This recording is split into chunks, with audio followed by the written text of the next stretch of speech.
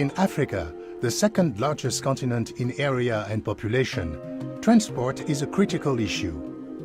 Unless people and goods can travel unimpeded, the lives of the people in these 54 nations cannot improve. Moving from one point to the other point in this continent, it will take longer time than the other continents.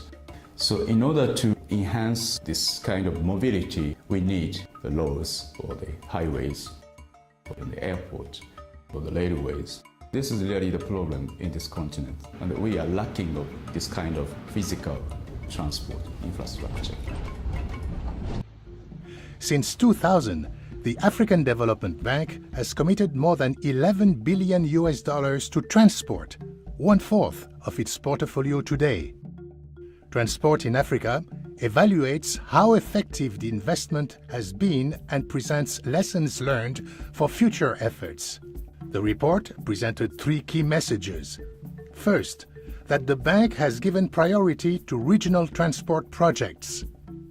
Most of the transport projects in the period from 2008 to 2012, they are more multinational in nature. So even the amount the bank invested on average is growing. And the second point is the involvement of the private sector. We can give some example like water transport. Most of port projects are developed based on what we call public-private partnership. Another good example in the road sector is the toll road. Previously in Africa, toll roads are not common. The report's third message highlighted increased participation by other international development organizations.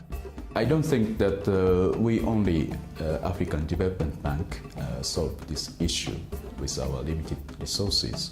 Of course, we need some collaboration with the other partners, including the other multilateral development banks. And more importantly, we need to have more collaboration with each country, the government.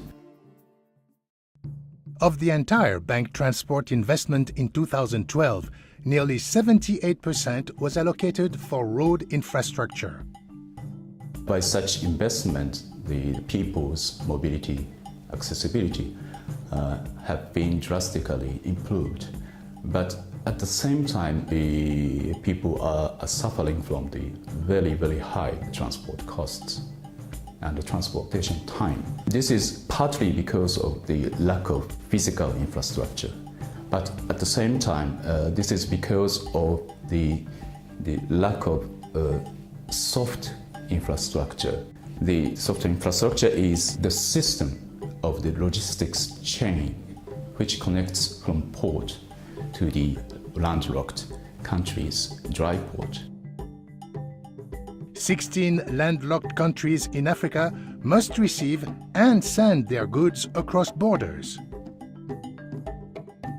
At the port, they have to wait to receive their import goods. And at the border, again, they have to wait to clear their goods by the custom agent. Another challenge is maintaining Africa's roads. At present, there is an extensive backlog of roads needing repairs. Ça ne sert à rien de mettre des millions et des milliards de ressources dans la construction des infrastructures si nous ne sommes pas en mesure de les maintenir. Parce que chaque fois que nous envoyons ou bien nous construisons de nouvelles routes, ça apporte un nouveau fardeau pour les pays membres régionaux en termes de maintenance. Les projets routiers ou bien les infrastructures routières pour lesquelles la durée de vie prévue est parfois de 10 à 15 ans, mais dans la réalité, on se retrouve avec une durée de vie moindre parce que la maintenance n'a pas suivi. La durabilité ne prend pas seulement en compte le problème de maintenance, mais ça prend aussi en compte le problème institutionnel. Ineffective government oversight means repair contracts aren't issued and existing truckload capacity regulations aren't enforced. Even when there are good roads, vandalism and speeding create new maintenance problems. It's a timely report because the bank is looking at transforming the Africa's economy. So this transport sector is really, we can look at one of the energy drink for transforming the continent's economy.